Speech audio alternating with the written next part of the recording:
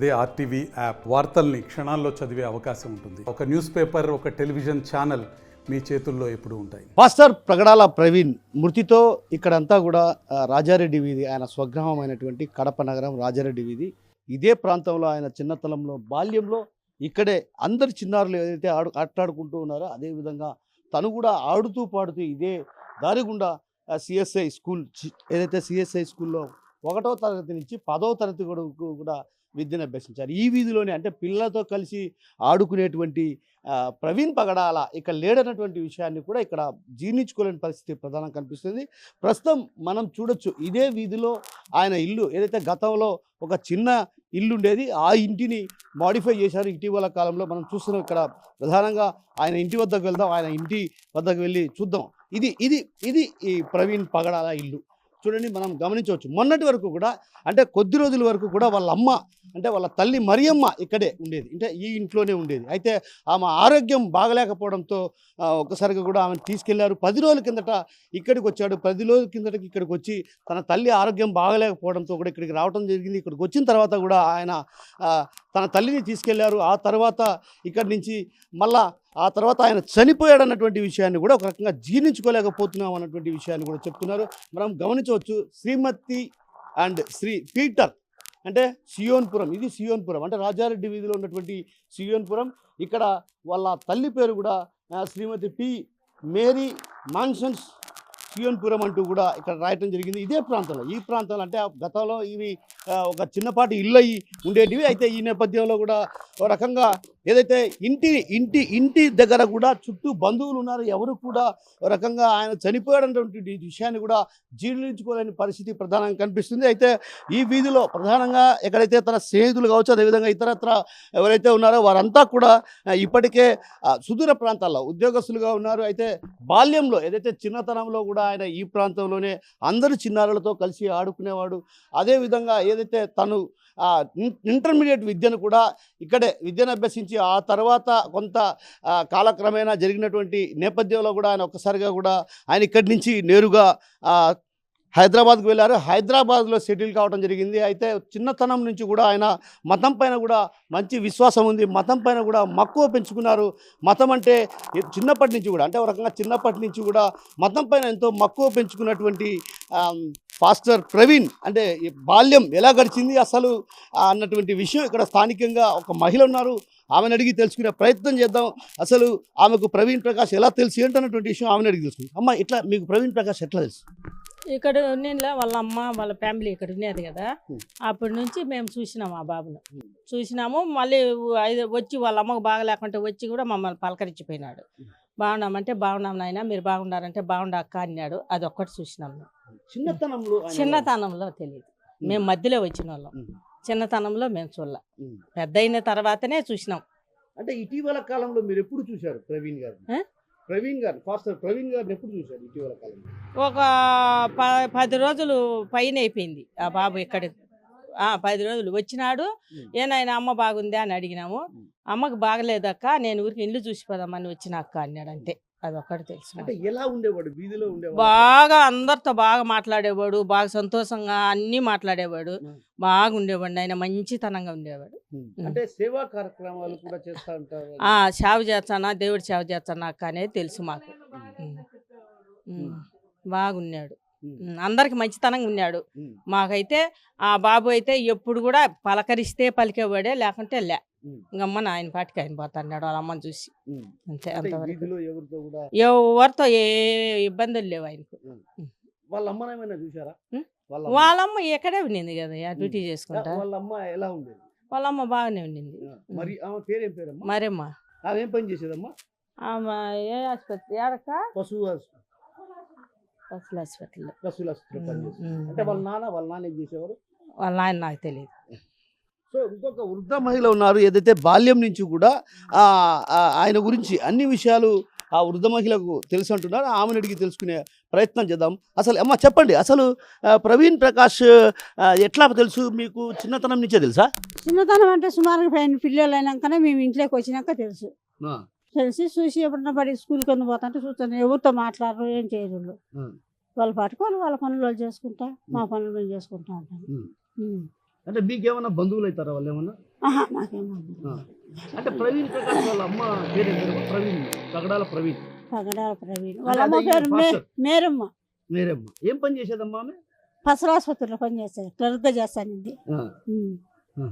చేస్తానండి ఆడ రిటైర్డ్ అయ్యి ఇంక ఇల్లు కట్టుకొని చేసుకుని ఉండాలి. అంటే చిన్నతనం నుంచి మీకు తెలుసు కదా, ఎట్లా ఉండేవాడు అంటే పిల్లలతో కానీ ఎట్లా? చిన్న పిల్లలప్పుడు మేము ఇక్కడికి రాలే. సరే 10వ తరగతి అట్లా ఉన్నారు. అప్పటికి మేము వచ్చిన కొద్ది రోజులకు అక్కడ చదువును పంపించేసింది పిల్లలు. ఆమె ఒక్కటే ఉంటాను. వీళ్ళ పెద్ద కుమారుడు ఎక్కడ ఉండేవాడమ్మా? ఇక్కడనే ఉన్నాడు. ఇద్దరు ఇక్కడే ఉండారు. మళ్ళీ ఇద్దరిని అక్కడనే జరిపించింది హైదరాబాద్. సో వాళ్ళ భర్త అంటే తెలియదు. సో అప్పటికే భర్త లేడా? మాకు తెలియదు, నేను ఉన్నాడో లేదో తెలీదు. ఏమంత పట్టించుకో, మేము మా పని మాది, మేము పనులకు పోయేది మాది చూసుకుంటే పని. అంటే ఆమె కానీ ఎప్పుడన్నా వచ్చినప్పుడు ఆమె ఒంటరిగా ఉండేదా, లేకుంటే కొడుకులు అప్పుడప్పుడు చూసుకోబోయేవాళ్ళ? కొడుకులు వచ్చారు, వాళ్ళు ఉండరు. ఆమె తమ్ముడు చెల్లెళ్ళు వాళ్ళు ఉండరు, వాళ్ళు వచ్చి అంటారు. కొడుకులు వచ్చి అంటారు, చూస్తాను. సో బాగానే ఉండేవాడు. బాగుండేవాడు. సో ఆయన లేడన్న విషయం ఎలా అనిపిస్తుందమ్మా మీకు? బాధకరంగా ఉందండి. నిన్న అంతా చూసి బాధ అవుతాను. బాగా పలకరించేవాడు. మళ్ళా పెద్ద పిల్లడు అంత పలకరీడు, చిన్న పిల్లడు పలకరించేసాలు ఆంటీ బాగున్నారు అంటే అంతే పలకరించేవాడు. సో బాగుండేవాడు. వీధిలో ఎవరితో కానీ గొడవలు కానీ అట్లాంటివి లేవు. ఆయన ఒక పెద్ద ఫాస్టర్ అయ్యాడని ఎప్పుడు తెలిసింది మీకు? ఈ మధ్యనే తెలిసింది మాకు. మతాల గురించి మాట్లాడుతూ అంటాడు, గురించి మాట్లాడతాడు. లేదు, మనం పలకరించే మాట్లాడతాడు. ప్రవీణ్ పగడాల తను మత ప్రబోధకుడు అని కూడా ఇటీవల కాలంలో తెలిసినటువంటి విషయం చెప్తున్నారు. అయితే మరోవైపు ఇక్కడ స్థానికంగా ఉన్నటువంటి మహిళ ఉన్నారు, ఆమెను కూడా అడిగి తెలుసుకునే ప్రయత్నం చేద్దాం. అసలు ప్రవీణ్ పగడాల ఎలా తెలుసమ్మా? అసలు ఈ ప్రాంతానికి చెందినవాడే, ఈ రాజారెడ్డి వీధిలోనే అటు చిన్నతనం నుంచి కూడా అటు ఇంటర్మీడియట్ కుమార్ సార్ ఉన్నారు. ఆ సార్ దగ్గరికి వెళ్ళేవారంట. మేము కూడా ఆ సంఘానికి వెళ్తాము. చిన్నప్పుడు కూడా చాలా వాళ్ళ మదరు ఎక్కువ ప్రేయర్ చేసేవారంట. ఆయన మంచి పాస్టర్గా ఉన్నారని అందరు అనుకుంటున్నారు. ఆయన లేడన్న విషయం ఎలా? అందరికీ దిగ్భ్రాంతిగానే ఉంది అసలుకి. ఆయన లాంటి వారు ఇంకా రారనేసి, ఇంకా బలం, ఇంకా క్రైస్తవులందరూ బలం కోల్పోతారు ఆయన లేరనేసి. అంటే అట్లా కాదు, మొత్తం అన్ని మతాలు ఒకటేలా ఉండాలని చెప్పేవాడే ఆయన క్రైస్తవుడు. ఎవరు చెప్పరు, ముస్లిమ్స్ చెప్పరు, హిందూస్ చెప్పరు, ఎవరు చెప్పరు, అందరిని ఒకేలాగా చూడాలని ఆయన మాత్రమే చెప్పినాడంటే ఆయన దైవ సేవకుడు కాబట్టి ఆయన చెప్పినాడు. ఆయనలో స్వార్థం లేదు, అది మెయిన్. అంటే దేవుడు చెప్పిన ఆజ్ఞలు పాటించేవాడే ఆయన. అంటే ఒక రకంగా ఆయన బోధన ఎలా ఉండేవమ్మా? అంటే ఆకట్టుకునే విధంగా ఉండేవా? అవును, ప్రతి ఒక్క మానవునికి సహజంగా ప్రతి ఒక్క మనుషులకి అర్థమయ్యే విధంగానే ఉన్నాయి. అంటే కుల మత భేదాలు లేకుండా. అంటే ఆయన ప్రబోధకుడుగా మారాడన్న విషయం ఎలా తెలిసింది? అంటే ఏమని అంటే ఆయన ఫాస్టర్ గా మారాడు ఇట్లా అంటే ఇంకా ఆయన మంచి మాటలు చెప్పడం వల్ల దేవుని వాక్యాలు బైబిల్ జ్ఞానం తెలుసుకున్నవాడు కాబట్టి బోధకుడే. అంటే మతాలకు తేడా, మతాలకు సంబంధం లేదు, అది సమానంగా చూడాలని. అవును, అన్ని మతాలను. అవును, సమానం. ఎందుకంటే తను అన్ని మతాలు ఒకటే, అందరికి కుల మతాలు భేదాలు ఉండకూడదు, గొప్ప పేద ఉండకూడదు అనేసి. అంటే మతాలన్నీ ఉండవు, మతాలు ఉండకూడదు, దేవుడు ఒక్కడే అని. దేవుడు అనేవాడు ఒక్కడే అనేది, ఆయనే సజీవుడు అని, దేవుడు అని ఆయన క్రీస్తుని నమ్ముకున్నాడు. సో మీరు ఎప్పుడన్నా చూసారా ఆయన? నేను ఇక్కడైతే చూడలేదు. నిన్న ప్రసన్న కుమార్ సార్ చెప్పినప్పుడు మా దగ్గరకు వస్తున్నారని సార్ చెప్పినారు. యూట్యూబ్లో చూసినప్పుడు మేము తెలుసుకున్నాము. మా ఆయన ఎప్పుడు చూస్తూ ఉంటాడు సార్, పాస్టర్ ఎప్పుడు చూస్తూ ఉంటాడు, ఆయన కరెక్ట్ మాట్లాడతాడని చెప్పేసి. డిబేట్లు చేయడం వల్ల వాళ్ళు అట్లా కసిపట్టి ఇట్లా చేస్తున్నారని అనుకుంటాను. సో మొత్తం మీద ఈ ప్రాంతానికి చెందినవాడు అంటే మీకు ఎలా అనిపిస్తుంది? మాకు గర్వంగానే ఉంది, అసలుకి గ్రేట్ గానే అనిపిస్తుంది కొంచెం. అవును, చాలా అందరికీ బాధగానే ఉంది. అంటే ఇట్లాంటి వాళ్ళు ఇంకా రాబోతారా వస్తారా అనేది మాకు తెలీదు. ఆయన కంపల్సరీ ఉండింటే బాగుండేది. ఇంకా అన్ని విషయాలలో కూడా ఆయన బాగా చేసేవాడు, సంఘాలకి సేవ కానీ మొత్తము. కుల మత భేదాలు అవి లేవు, మెయిన్ అవి. రెడ్లని అట్లని ఇట్లని చేస్తారు కదా ప్రతి ఒక్కటి, అట్లా లేదు. ఆయన అందరికీ సమానంగా వాక్యం పంచి వాక్యం చెప్తాడు సుజీల గుడిలో పోయి. ఒకనాడు 2 నాళ్ళు ఉంటారు పోతారు. వాళ్ళ అమ్మని చూసి మాట్లాడి ఆ కొంప అమ్ముకోమ్మా నీ ప్యాక్ వేసుకో అని చెప్పిపోతారు. ఆమె జాగ్రత్త అది కానీ బాడెక్కు సాయిబుళ్ళు ఉండే వాళ్ళు కాపీ కుర్జీలు వేస్తారు. వాళ్ళకి లేవు కుర్జీలు. ఎట్లా ఉండేవాడు ఈ వీధిలోకి వచ్చేటప్పుడు? ఆయన ఎప్పుడు వచ్చేవాడు? మీరు ఎప్పుడైనా చూసారా ఆయన? ఎప్పుడు వచ్చినా వాళ్ళు బయటికి రారు. పోయేప్పుడు బస్సు రాల్సిందే, వచ్చేప్పుడు మేము చూసి వెళ్ళాం. మంచి అన్నదమ్ముడు అంతా మంచి మంచి కాయలు. ఇద్దరు ఒక సన్న పిల్లని ఎత్తుకొని ఆడపిల్లను 3 ఏళ్ళ కిందట భార్య భర్త ఇద్దరు వచ్చినారు. మళ్ళీ ఆయన రాలే, వాళ్ళ అమ్మని పిలుచుకొని పోయినారు అన్నదమ్ముడు వచ్చి. ఈ ఆట తీసుకొని పోయి అక్కడ జీపు తీసుకొని పోయినారు. ఆమె రోగం బాగా చేసినారేమో, ఆమె కాండ్రానిలే బాబు చూచలే. దాంట్లో ఆరుకు భూతాపన అయిపోయింది. ఇక్కడ కూడా ఏమన్నా ప్రబోధనలు చేసేవాడా ఆయన? వ్యాఖ్యం చెప్పేవాడా ఇక్కడ? ఆయన ఫ్రెండ్స్కి ఎప్పుడన్నా రా అంటే చెప్తాడు. ఇంట్లో కూడా వాళ్ళ అమ్మ నా కొడుకు వాక్యం చెప్తున్నాడు రా అంటే పనికి పోయి పిల్లలు పొరపాటు వచ్చా పోను, ఒక పారిపోతా ఒక పారిపోను. జాగ్రత్తగా ఆయనతో మాట్లాడలేదు. పాస్టర్ మీకు చిన్నతనం నుంచే తెలుసా? చిన్నతనం అంటే ఎక్కువ అప్పుడు ఇల్లేనైనా ఇక్కడే ఉండారు వాళ్ళేమో. వాళ్ళమ్మ అక్కడ ఉండేదా హైదరాబాద్లో. ఈ వారం క్రితమే తీసుకొని పోయినాడు వాళ్ళమ్మ నా అబ్బాయి వచ్చి. చిన్నతనం నుంచి ఇక్కడే ఉండేవాడు కదా, ఎలా ఉండేవాడు? బాగానే ఉన్నారు ఇద్దరు అన్నదమ్ములు, ఇద్దరు మంచి పిల్లలు బాగానే ఉన్నారు. అంటే బాల్యంలో బాగా అందరితో కలిసిపోయాడు? కలిసిపోయే వాళ్ళే పిల్లలంతా, మా పిల్లలు వాళ్ళు అందరు కలివిడిగా బాగున్నారు. మళ్ళీ ఎక్కడో చదువుతా ఉన్నారు వాళ్ళు. ఇప్పుడు ఇక్కడి నుంచి ఎట్లా వెళ్ళిపోయాడమ్మా? ఇక్కడి నుంచి హైదరాబాద్కి వెళ్ళడం అట్లా? హైదరాబాదా ఏమో నేను వాళ్ళమ్మ ఇక్కడ జాబ్ చేస్తానండి. దేంట్లో పని చేస్తాను? ఏదో ఆఫీస్లో పని చేస్తానండి మామ. అంటే మీ ఇద్దరు ఫ్రెండ్సా? ఫ్రెండే అమ్మాయి, ఫ్రెండే. చిన్నప్పటి నుండి మేము 5th క్లాస్ నుండి SLC వరకు చదువుకున్నా జమ్మలోడలో. ఇక్కడే ఉండాము చదువుకుంటా ఇంటి అని. ఆమె కూడా కులాంతర వివాహం చేసుకుందంట కదా? సాయిబుల్ చేసుకునేది చెప్పింది ఎంత అప్పుడు చేసుకునే. వాళ్ళు ప్రొద్దుటూరు మామూలుగా వాళ్ళ నాయనలోనే, తల్లి లేదు మారదల్లి. అట్టా వాళ్ళు నాయన చూసుకుంటున్నాడు. ఆమె అంతగా అనుకునేది కాదని అంట అన్నింది. మళ్ళీ హాస్పిటల్లోనూ అంగట్లోనూ పని చేస్తూ ఉన్నదండి ఆ పాప. ఈయన చూసినాడు సాయిబు ఆఫీసర్ అంట ఆయన. దగ్గర చేసుకొని ఉద్యోగం ఇచ్చినాడు. ఆయన ఆఫీసర్గానే ఉన్నాడంట. మళ్ళీ అయితే ఆయన మీద ఏమి కక్షి పెట్టుకోలే బాగున్నాయి మంచిగా. ఆయప్ప ఎప్పుడో చూడలేము, ఎవరో చూడలే ఆయప్పను. ఆయన ఆ పిల్లలను దగ్గర పెట్టుకొని ఉద్యోగం చేసుకుంటా బతుకునేది. ఇప్పుడన్నా వచ్చినప్పుడు మీతో ఎట్లా ఉండేవాడమ్మా ప్రవీణ్? అబ్బాయా మీతో బాగా మాట్లాడతాడు అంతే, ఏమి ఇదిలే అంతగా. అంటే వాళ్ళ అమ్మ మీ ఫ్రెండ్ కదా, కొంచెం బాగానే అన్యోన్యంగా మేము మాట్లాడుకుంటే వాళ్ళం. ఎప్పుడన్నా మాట్లాడుకుంటే వాళ్ళ పాటికి మా పిల్లలు అందరూ ఆడుకుంటా అట్లా ఉన్నారు. బాగానే ఉన్నారు పిల్లలేమో, అల్లరిగా అట్లానే ఏమిలే బాగున్నారు. చదువుకుంటే ఎక్కడన్నా వదిలిపెట్టింది అక్కడ చదువుకుంటున్నారు పిల్లలు. మళ్ళీ వాళ్ళ పాటికి వాళ్ళు, మా పిల్లల పాటికి మా పిల్లలు అందరూ అట్లా ఇదే. లేడని అందరం బాధపడినానైనా, అందరం బాధపడినాము పాపం. మొన్ననే వారం కిందనే వచ్చి వాళ్ళ అమ్మకు బాగాలేకుంటే జ్వరంతో ఉంటే తీసుకొని పోయినాడు. చూసినాడు అందరినీ. వెంటనే 3 రోజులకే ఈ వార్త తెలుసు, అందరికీ తెలిసి బాధ అయిపోయింది మాకు. వాళ్ళన్న అమెరికాలో ఉన్నాడు. ఎక్కువగా క్లోజ్గా మాతో పలకరింపులు అటన్నీ, పిల్లలు ఆడుకోవడం చేయడం అల్లరిగా అనేది ఏం లే. మా పిల్లలు అట్టనే వాళ్ళు అట్టనే అందరూ చిన్నప్పుడు ఆడుకుంటూ చేస్తే అట్టున్నారు అంతే, ఇంకేం లేదు. నమస్తే అండి. ప్రవీణ్ పగడాల చనిపోవడం అనేది చాలా బాధాకరమైన విషయము. ఇక్కడ వాళ్ళ ఓన్ హౌస్లో మేము 5 సంవత్సరాలు రెంటుకున్నాము. చాలా మంచి వ్యక్తి అండి. ఎప్పుడు వచ్చినా ప్రార్థన చేసి వెళ్ళేవాడు మా అందరికీ. చాలా అలాంటి వ్యక్తిని కోల్పోవడం అనేది చాలా బాధాకరంగా ఉంది. వాళ్ళకి వాళ్ళ ఫ్యామిలీ మెంబర్స్ కోసము మేము 2 రోజుల నుంచి చాలా బాధపడుతున్నామండి.